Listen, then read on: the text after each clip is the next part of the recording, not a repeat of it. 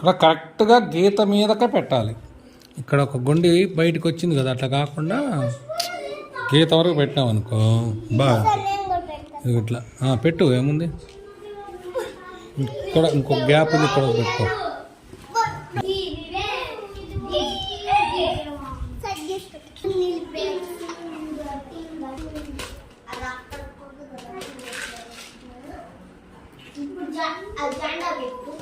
చెబుతూ ఏ అక్షరానికి గుండీలు పేరుస్తున్నారో అక్షరం పలకాలని చెప్పాగా. ఇదేం అక్షరం? త. అది కాదు, బ. బ. ఇప్పుడు అదేంటిది తెలుసా? లా. కాబట్టి దాని గుండి పెట్టేప్పుడల్లా లా లా లా అనుకుంటూ పెట్టాలి. నువ్వు అదేం అక్షరం భవ్య? క.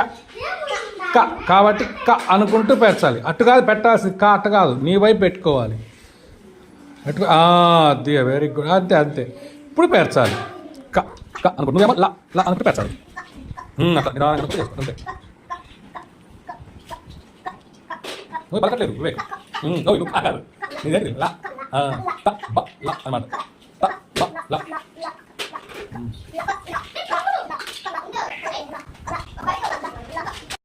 ఏం అక్షరాలు తెలుసా?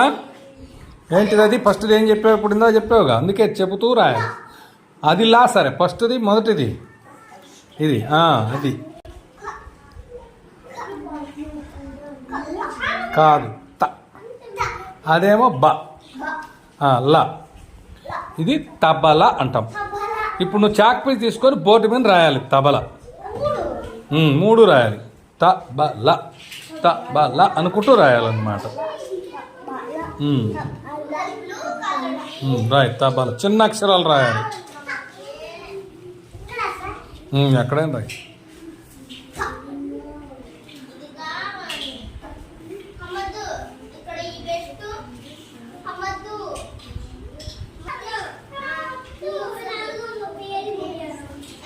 లా.